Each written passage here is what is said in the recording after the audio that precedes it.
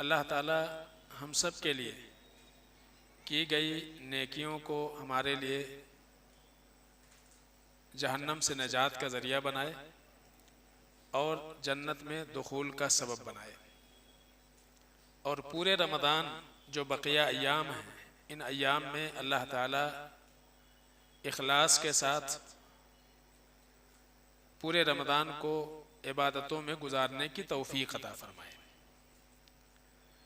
मैंने सूरह हूद की आयत नंबर 114 की आयत का एक छोटा सा टुकड़ा आपके सामने पढ़ा है।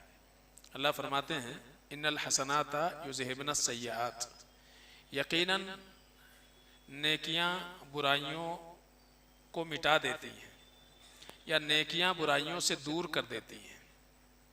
ये अल्लाह रब्बुल आलमीन ने बयान किया है। क़यामत के दिन इंसान के नाकामी और कामयाबी का मदार हसनात व सय्यात ही होंगे, नेकियां और बुराइयां ही होंगी। अगर हमारे नामे अमाल में नेकियां ज़्यादा हैं तो हम कामयाब होंगे, और अगर बुराइयां ज़्यादा हैं तो नाकामी का मुंह देखना पड़ेगा। हज़रत अब्दुल्लाह बिन मसूद रज़ी अल्लाह ताला अन्हु वो कहते हैं कि किसी शख्स ने अल्लाह के नबी सल्लल्लाहु अलैहि वसल्लम से एक मसला पूछा, अल्लाह के नबी सल्लल्लाहु अलैहि वसल्लम, मैं अपनी ख्वाहिशात पर कंट्रोल ना कर सका और एक अजनबिया औरत का मैंने बोसा ले लिया, तो मैं ये चाहता हूँ कि अल्लाह रब्बुल आलमीन मेरे इस गुनाह को माफ़ कर दे, उसके लिए मुझे क्या करना चाहिए। तो अल्लाह के रसूल सल्लल्लाहु अलैहि वसल्लम ने आयत पढ़ी, इन्नल हसनाता युज़हिबन सय्यात, कि नेकी करो, नेकियां तुमको बुराइयों से बचा लेंगी या नेकियां गुनाहों को ख़त्म कर देंगी। उसके बाद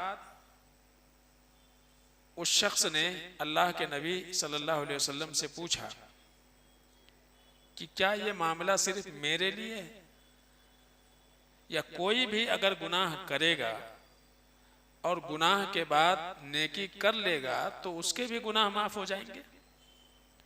तो अल्लाह के रसूल सल्लल्लाहु अलैहि वसल्लम ने कहा कि नहीं, ये तुम्हारे लिए सिर्फ ख़ास नहीं है, बल्कि मेरे उम्मत में से कोई भी शख्स अगर गुनाह करे और गुनाह करने के बाद उसको नेकियों की तौफीक मिल जाए तो अल्लाह ताला उसके ज़रिए से उसके गुनाहों को माफ़ कर देते हैं। इसी तरह से अल्लाह के रसूल सल्लल्लाहु अलैहि वसल्लम ने यह भी बयान फरमाया। हज़रत हुज़ैफ़ा रज़ी अल्लाह ताला अन्हु कहते हैं कि अल्लाह के रसूल सल्लल्लाहु अलैहि वसल्लम ने इरशाद फरमाया कि आदमी की आजमाइश होती है, हर इंसान की आजमाइश होती है उसकी बीवी के ज़रिए से और उसके औलाद के ज़रिए से, उसके माल के ज़रिए से, पड़ोसियों के ज़रिए से इंसान की आजमाइश होती है। चार चीज़ों का अल्लाह ने जिक्र फरमाया, अल्लाह के रसूल सल्लल्लाहु अलैहि वसल्लम ने जिक्र फरमाया। एक तो इंसान की अपनी बीवी, ये इंसान के लिए आजमाइश का ज़रिया है कई एतबार से। हक हुकूक को लेकर के आप घर में अपने अहल का हक अदा कर रहे हैं या नहीं कर रहे हैं, या इसी तरह से वो तुम्हारे हक अदा कर रही है या नहीं कर रही है। तो हुकूक के अदायगी और अदम अदायगी के एतबार से भी इंसान की आजमाइश होती है, इसलिए कि औरतें अल्लाह रब्बुल आलमीन की अमानत हैं। मर्दों के पास ख़वातीन क्या हैं? अल्लाह की अमानत है। तो वो हमारे लिए आजमाइश का ज़रिया है। उनके जो हुकूक हैं हमसे सही तरीके से उनके हुकूक की अदायगी होती है कि नहीं होती है।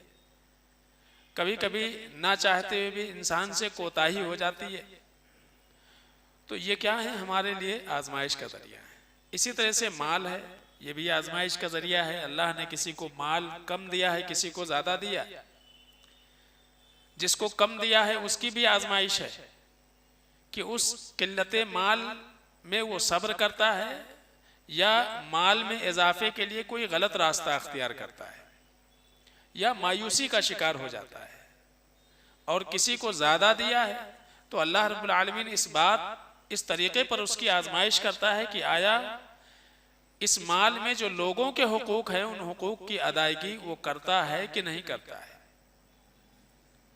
इसलिए कि माल के मालक बज़ाहिर हम होते हैं, लेकिन असल मालिक अल्लाह रब्बुल आलमीन है। माल के तई हमेशा, माल ही नहीं बल्कि दुनिया में जितनी भी नेमतें इंसान को मिलती हैं उन तमाम तर नेमतों के ताल्लुक से हमेशा एक बात जहन में रहनी चाहिए कि सारी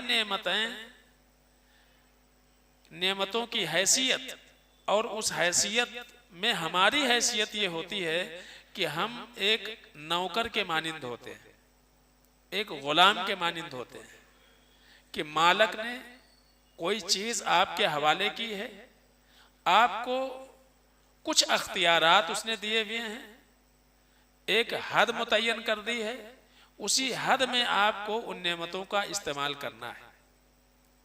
तो इंसान मादर पितर आज़ाद नहीं है कि वो अल्लाह के जानिब से मिली हुई नेमतों का जैसे चाहे इस्तेमाल करे, ये मुमकिन नहीं है। और यही चीज़ें इंसान को गुनाहों की तरफ ले करके जाती हैं। जब वो इंसान ये समझ लेता है कि हमारे पास मिली हुई नेमतें ये हमारे कद्दो काविश, हमारी मेहनत और हमारे हुनर का नतीजा है। जैसे कि कारून ने कहा था, इन्नमा ऊतीतुहु अला इल्मिन इंदी, कि जो कुछ मुझे मिला हुआ है ये मेरी अपनी मेहनत का नतीजा है, तो मैं क्यों दूसरों को दूं। जब कहने वालों ने कहा कि अहसिन कमा अहसनल्लाहु इलैक, ऐसा क्यों नहीं करते हो कि जैसा अल्लाह ने तुम्हारे साथ अच्छा किया है तो तुम भी लोगों के साथ अच्छा करो, लोगों के ज़रूरतों को पूरा करो। अल्लाह ने तुमको इतना माल दिया है, खुद भी फ़ायदा उठाओ और दूसरों को भी जिनके हुकूक हैं उन तक पहुँचाओ। वला तंसा नसीबका मिनद दुनिया वब्तगी फीमा आताकल्लाहु अद्दारल आखिरा, ये नसीहतें हुई उसको कि दुनियावी जो हिस्सा तुम्हारा है उससे तुम फायदा उठाओ, माल तुम्हारा है, तुमने कमाया है, देने वाली ज़ात अल्लाह की है, लेकिन दुनियावी एतबार से तुम अच्छा खाओ, अच्छा पहनो, अच्छा रहो, लेकिन अपने अलावा दूसरों को हकीर मत जानो, उनको गिरी हुई निगाहों से मत देखो, उनको गुर्बत के ताने मत दो, बल्कि वब्तगी फीमा आताकल्लाह अद्दारल आखिरा, अल्लाह ने ये जो दौलत दी हुई है तुमको, इसके जरिए से तुम अपनी आखिरत संवारो। तो यही इंसान की आजमाइश होती है। तो अल्लाह के नबी फरमाते हैं कि माल के जरिए से अल्लाह रब्बुल आलमीन आजमाइश करता है, इसी तरह से औलाद के जरिए से अल्लाह आजमाइश करता है। औलाद को सुख देने के चक्कर में हलाल व हराम की तमीज छोड़ देना, यह भी क्या है, हमारे लिए आजमाइश का सबब है। या उनकी दीनी एतबार से तरबियत के ताल्लुक से गफलत का शिकार हो जाना, यह भी हमारे लिए आजमाइश का सबब है। तो औलाद भी आजमाइश होती है, पड़ोसी भी हमारे लिए आजमाइश होते हैं। इसलिए कि अल्लाह के रसूल सल्लल्लाहु अलैहि वसल्लम ने पड़ोसियों को एक मेयार बताया है। किसी पूछने वाले ने पूछा था कि अल्लाह के रसूल सल्लल्लाहु अलैहि वसल्लम, हमको कैसे पता चलेगा कि मैं अच्छा इंसान हूं कि बुरा इंसान हूं। तो अल्लाह के रसूल सल्लल्लाहु अलैहि वसल्लम ने कहा कि अगर तुम्हारा पड़ोसी बगैर किसी दबाव के, अगर तुम्हारी अदम मौजूदगी में तुम्हारी अच्छाइयां बयान करता है तो ये समझ जाओ कि तुम अच्छे इंसान हो। लेकिन यह है कि अगर वो तुम्हारी अदम मौजूदगी में तुम्हारी बुराइयां करता फिर रहा है तो समझ लो तुम अच्छे इंसान नहीं हो, इल्ला ये कि वो खुद अच्छा हो। तो पड़ोसी भी हमारे लिए आजमाइश है, उनके हुकूक की अदायगी हमसे होती है कि नहीं होती है, उनके दुख सुख में हम खड़े होते हैं कि नहीं खड़े होते हैं। इसलिए कि सबसे ज्यादा दीवार करीब अगर किसी की होती है तो हमारा पड़ोसी होता है, या हमारे दरवाजे के करीब दरवाजा किसी का होता है तो हमारा पड़ोसी होता है। घर में जो कुछ हो रहा है सबसे पहले खबर उसको लगती है। तो बहैसियत पड़ोसी के हमारा क्या रोल है, हम कैसे रहते हैं अपनों के दरमियान, इस एतबार से भी अल्लाह रब्बुल आलमीन हमारी आजमाइश करता है। तो अल्लाह के रसूल सल्लल्लाहु अलैहि वसल्लम फरमाते हैं कि हर इंसान सुबह और शाम 24 घंटे आजमाइश में होता है, उसका इम्तिहान चलते रहता है दुनिया में। तो जब इंसान एक से लेवल पार करता है दूसरे से लेवल्स में जाता है, एक क्लास पार करता है दूसरे क्लास में जाता है, तो एक सालाना एग्ज़ाम होता है और उसकी बुनियाद पर यह फैसले होते हैं कि आदमी ने तरक्की की या पीछे ही रह गया। लेकिन यहाँ हमारा इम्तिहान हर दिन होता है, पेपर चालू है, वह बंद नहीं होता है। तो 24 घंटे में बहुत सारे पेपर्स सवालात हैं, उनके जवाबात सही आए हमारे हुस्न सलूक के जरिए से तो हम कामयाब हैं, वरना हम नाकाम हो जाते हैं। तो एक मोमिन का इम्तिहान जो है वो 24 घंटे चलते रहता है। तो ये सब हमारे लिए क्या है, एक पेपर के मानिंद हैं। ये सवालात हैं हमारे लिए जिनको हल करना चाहिए। जवाब सही है तो सही है, आप कामयाब हो गए, पास हो गए। जवाब गलत तो आप नाकाम हो गए। अल्लाह फरमाते हैं कि ये जो चीज़ है, जो आजमाइश का जरिया है, इनसे बचा कैसे जाए और इसमें कामयाब कैसे हुआ जाए। अल्लाह के नबी फरमाते हैं नमाज के जरिए से, नमाज की पाबंदी करो। तो अल्लाह के हुकूक की अदायगी जब एक इंसान करता रहेगा तो बंदों के हुकूक की अदायगी की तौफीक मिल जाएगी। रोज़ा रखो, उसकी पाबंदी करो, मौका ब मौका अल्लाह तौफीक दे, सदका खैरात करते रहो, माल देते रहो, ताकि दिल में बखीली पैदा ना हो जाए, तुम्हारे मिजाज पर बुखालत का पर्दा ना चढ़ जाए। तो इसलिए सदका और खैरात करते रहो, देते रहोगे तो माल की मोहब्बत जो घर कर जाती है इंसान के दिल में, उस बीमारी से इंसान महफूज हो जाएगा। तो सदका खैरात किया करो और अम्र बिल मारूफ और नही अनिल मुनकर, कोई अच्छी चीज है, भली बात है, उसको आम करो, सिखाओ, बताओ, अपने घर में अपने औलाद को, अपने पड़ोसियों तक उसको पहुंचाओ।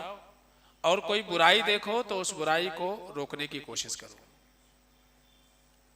तो यहां देखिए एक तरफ आजमाइश का जिक्र किया गया कि आजमाइशों में इंसान नाकाम हो सकता है, कामयाब भी हो सकता है, लेकिन कामयाबी के जराए क्या हैं ये भी बता दिया गया। तो एक तरफ आजमाइश और दूसरी तरफ नेकियां। तो ये नेकियां जो है इंसान को कामयाब करेंगी उस आजमाइश में जिसका अल्लाह के रसूल सल्लल्लाहु अलैहि वसल्लम ने जिक्र फरमाया है। हजरत अबू हुरैरा रज़ी अल्लाह तआला अन्हु कहते हैं कि 5 नमाजें, एक जुमा से लेकर के दूसरा जुमा, एक रमज़ान से दूसरा रमज़ान, ये गुनाहों का कफ़ारा बनते हैं।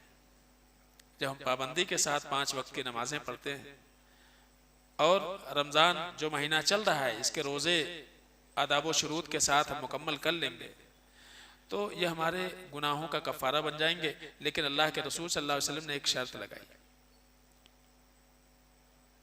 कि जब तक इंसान बड़े गुनाह ना करे, गुनाह कुछ छोटे होते हैं, कुछ गुनाह बड़े होते हैं, जिन गुनाहों के ऊपर वईद सुनाई गई जहन्नम की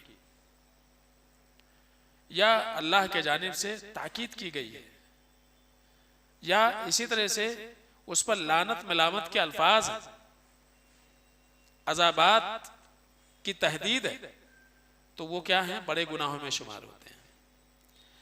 तो छोटे छोटे जो गुनाह हैं वो नमाज पढ़ने से, रोज़ा रखने से, सदका व खैरात करने से ये गुनाह जो है ख़त्म होते जाते हैं, वो टिक नहीं पाते नाम अमाल में। लेकिन जो बड़े बड़े गुनाह हैं वो गुनाह नहीं ख़त्म होंगे, उनके लिए एक और नेकी करनी पड़ेगी। वो क्या है, तौबा और इस्तिग़फ़ार। उसके लिए ये नेकी करनी पड़ेगी।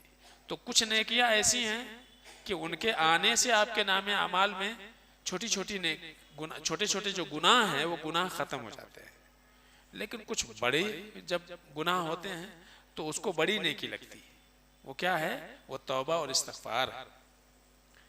किसी ने अल्लाह इब्न क़य्यिम रहमतुल्लाह अलैह से पूछा था कि अज़कार बेहतर है कि इस्तिग़फ़ार बेहतर है, हम ज़्यादा अज़कार करें या इस्तिग़फ़ार करें? तो उन्होंने कहा कि अगर तुम्हारा कपड़ा मैला हो, गंदा हो, तो उसमें खुशबू लगाएंगे तो अच्छा रहेगा। महक तो आएगी लेकिन दूर से तो गंदा ही दिखेगा ना। तो उस कपड़े को साफ करने के लिए तुमको जरूरत है साबुन की। तो पहले साबुन से कपड़े को धुलो और उसके बाद फिर खुशबू लगाओ और फिर निकलो बाहर। तो इस्तिग़फ़ार जो है ये साबुन के मानिंद है। पहले गुनाह साफ करो, और अज़कार जो है ये तज़यीन व आराइश के सबब है। ठीक है, ये तज़यीन व आराइश है, जीनत का सबब है। तो जो बड़े गुनाह हैं उन बड़े गुनाहों को ख़त्म करने के लिए साबुन की ज़रूरत पड़ती है, तौबा और इस्तिग़फ़ार की ज़रूरत पड़ती है। और तौबे के जो शुरूत हैं कई बार सुने हुए। तो जब बड़े गुनाह हो जाएं तो वहाँ क्या करना है? तौबा करना है, उसके बगैर चारा नहीं है। और फिर जब आप तौबा कर लेंगे तो तौबा करने वाला इंसान ऐसे ही हो जाता है जैसे कि उसने गुनाह ही ना किया हो। तो तौबा करना चाहिए। इसी तरह से अल्लाह के रसूल सल्लल्लाहु अलैहि वसल्लम ने भी फरमाया कि एक इंसान अगर 5 दफा नहाए तो जैसे उसके बदन पर कोई मैल नहीं बचता है, ऐसे जब पाबंदी के साथ इंसान 5 वक्त की नमाजें पढ़ ले तो उसके सगीरा गुनाह माफ हो जाते हैं। तो ये वो सूरतें हैं कि जिससे हम समझ सकते हैं कि नेकियां ये गुनाहों से बचाती हैं, गुनाहों को मिटाती हैं। नमाज की एक खूबी भी कुरान में अल्लाह ने बयान की, इन्ना सलात तनहा अनिल फ़ाहशाई वल मुनकर, कि नमाज ये इंसान को गुनाहों और बेहयाई के कामों से रोकती है, रोकने का सबब बनती है। तो उसकी शक्लें क्या बनती हैं अगर हम ये देखें, इन्नल हसनाता युज़हिबन सय्यात। 3 सूरतें उमूमी तौर से। एक तो ये है कि एक इंसान जब कसरत के साथ नेकी करेगा तो उसके गुनाह माफ हो जाते हैं, जैसा कि अभी हमने दलाइल में देखे। दूसरी सूरत यह है कि जब एक इंसान गुनाह नेकी कसरत से करना शुरू कर दे तो गुनाहों की आदत धीरे धीरे छूट जाती है। इन्नल हसनाता युज़हिबन सय्यात का एक माना यह है कि नेकियां ये इंसान को गुनाहों से दूर कर देती हैं, गुनाहों से दूर कर देती हैं। जब आपकी नेकी करने की आदत लगेगी ना तो धीरे धीरे क्या होगा कि गुनाहों की आदत छूट जाएगी और गुनाहों से नफरत आपके दिल में पैदा हो जाएगी, नेकियों की मोहब्बत पैदा हो जाएगी।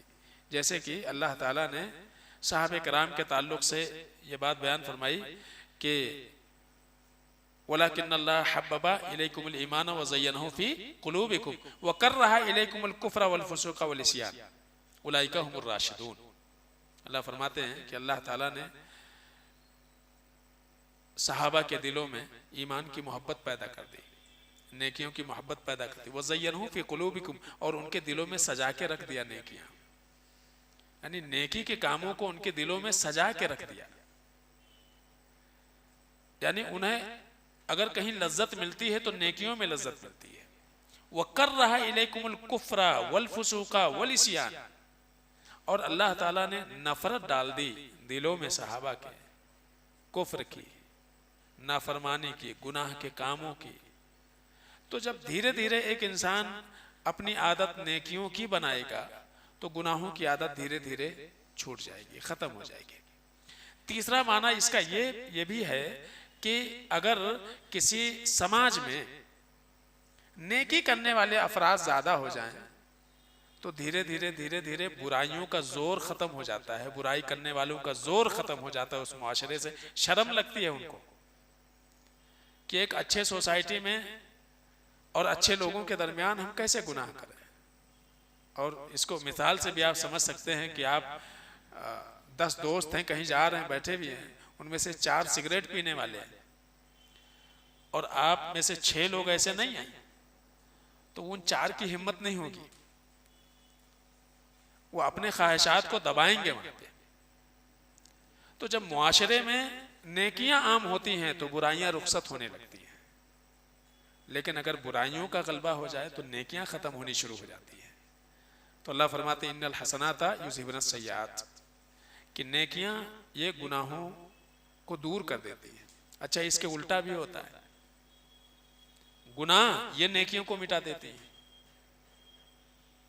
अभी क्या है कि नेकियां गुनाहों को मिटाती हैं, लेकिन कुछ गुनाह ऐसे भी हैं जो हमारी नेकियों को खा जाते हैं, उनको मिटा देते हैं।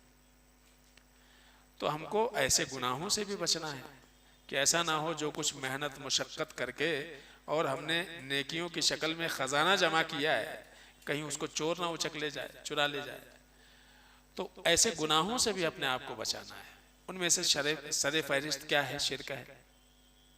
शिर्क के ताल्लुक से अल्लाह ताला ने कुरान में फरमाया वलौ अशरकू लहबित अन्हुम मा कानू यामलून, अगर लोग शिर्क कर लें और तौबा ना करें तो जितनी भी नेकियां उनके नामे अमाल में है सब बर्बाद कर देंगे हम। किसी काम नहीं आएंगे वो नेकियां, क़यामत के दिन वो सब बर्बाद हो जाएंगे।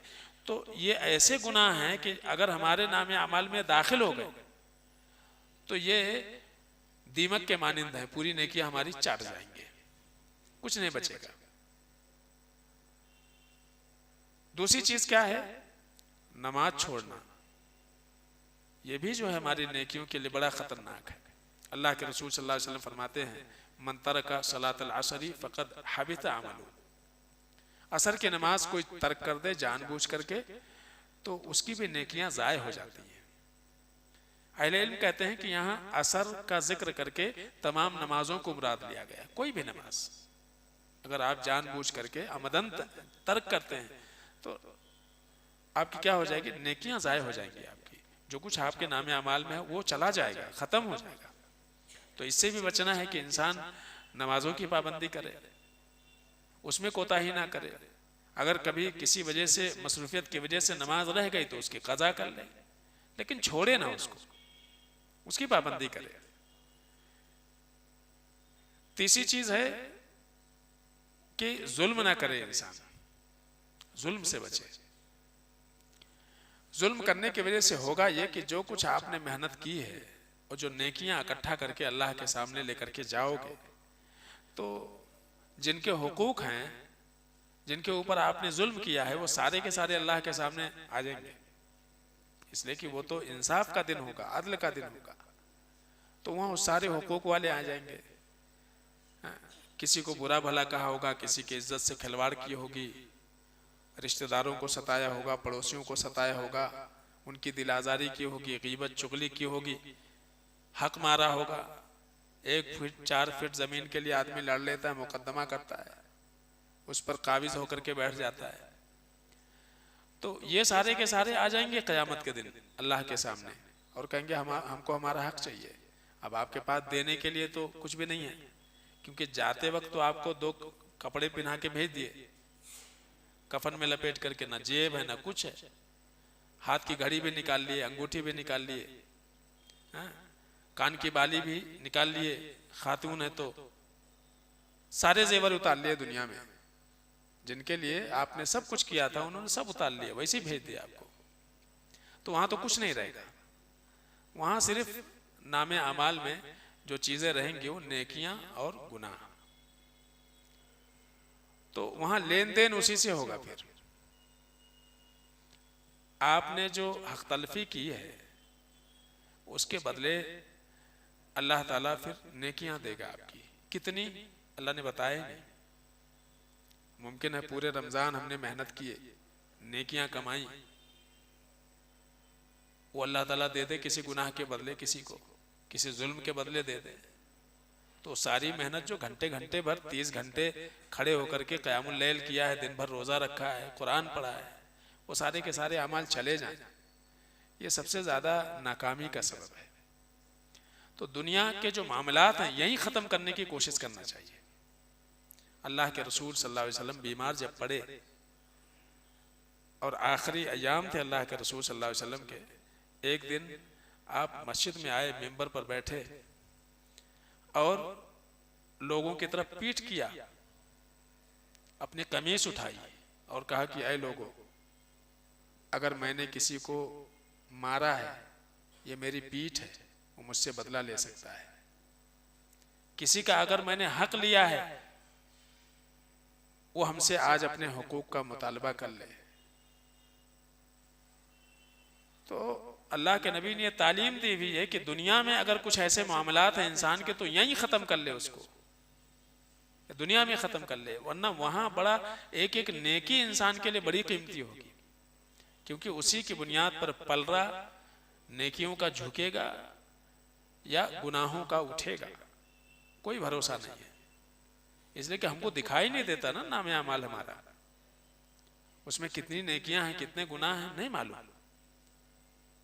फरिश्ते बताते भी नहीं, हम करके भूल जाते हैं, लेकिन ना अल्लाह भूलता है और ना फरिश्ते लिखने से चूकते हैं। तो ये इंतहाई खतरनाक मामला है। तो जुल्म हो जाना किसी के साथ और दुनिया में जिद पे अड़ करके इंसान झुकने को तैयार ना हो, माफी मांगने को तैयार ना हो, तो वहां तो फिर नेकियां जाएंगी, इंसान की नेकियां जाएंगी, और नेकियां खत्म हुई तो गुनाह लाद देगा अल्लाह रब्बुल आलमीन मजीद। एक तो अपने गुनाहों का बोझ है ही, और दूसरों के गुनाहों का बोझ आकर के हमारे नामे अमाल में हो जाए, फिर क्या हश्र होने वाला है। तो छोटी छोटी चीज़ों को लेकर के इंसान कभी रिश्तेदारों से, जान पहचान वालों से, दोस्तों अहबाब से ऐसा बिगाड़ कर लेता है, छोटी छोटी चीज़ों को लेकर के। ये दुनिया में ख़त्म करने की चीज़ें हैं, उसको तूल देने वाली चीज़ें नहीं है। ये चीज़ें रहेंगी नामे अमाल में, हमारे लिए इंतहाई ख़तरनाक है। 1 रुपया, 10 रुपया, छोटी मामूली चीज़ें, उसके बदले कितनी नेकियां अल्लाह रब्बुल आलमीन नामे अमाल से उठाएंगे, कितने जज्बे के साथ इंसान वो नेकियां करके गया होगा, और वो जाएगी जब वो, ये सबसे बड़ा नुकसान होगा। तो अल्लाह के नबी ने कहा था कि कंगाल होंगे क़यामत के दिन कुछ। आपने पूछा था तदरूना बल मुफलिस, तुम जानते हो कंगाल किसको कहा जाता है? साहबा ने कहा जिसके पास माल ना हो उसको कंगाल कहते हैं। तो अल्लाह के नबी ने कहा नहीं, कंगाल उसको कहा जाता है कि जिसके पास सब कुछ था और कुछ नहीं बचेगा। बहुत सारा नेकियां लेकर के अल्लाह के सामने पहुंचा था, वो खुश था कि हम कामयाब हो जाएंगे, जन्नत में हम जाएंगे। लेकिन जब हुकूक वाले आने शुरू होंगे तो फिर उसकी सारी नेकियां चली जाएंगी, गुनाहों का दफ्तर भारी हो जाएगा। खलवत में गुनाह, तन्हाई में गुनाह, इंसान जब लोगों के सामने आता है बन संवर के आता है, लोगों के दरमियान अपने उयूब को छिपाता है इंसान, लेकिन तन्हाई में जब होता है तो तन्हाई में, घर में, वहां वो सोचता है कि अब यहां कोई तो हमको देखने वाला नहीं है। तो अपने बच्चों के साथ, बीवी बच्चों के साथ, भाई बहनों के साथ अगर वो हक तलफी करेगा ये सोच करके कि अंदर हमारा कौन क्या बिगाड़ लेगा, ये छोटे हैं, ये कमजोर हैं, ये हमारा कुछ नहीं कर सकते हैं, तो ये भी जान लीजिए कि क्या है, ये खलवत के गुनाह है। और एक खलवत क्या है? तन्हाई, वो भी एक गुनाह है। तो ये वो चीजें हैं जो क़यामत के दिन हमारे लिए यकीनन हमारे नेकियों को खा जाने का सबब बनेंगे। तो जैसे नेकियां गुनाहों को दूर करती हैं, ऐसे कुछ गुनाह ऐसे हैं जो हमारे नेकियों को खा जाते हैं। तो जहाँ गुनाह नेकी करने की तड़प इंसान के अंदर तड़प होनी चाहिए, वहीं साथ साथ में उन गुनाहों से अपने आप को बचाने की कोशिश करनी चाहिए जो गुनाह दीमक के मानिंद हैं, जो नेकियों को चाट जाने वाले हैं। अल्लाह से दुआ है कि अल्लाह आलमीन हम सबको समझ में अमल करने की तौफीक अता फरमाए। आमीन या रब्बल आलमीन।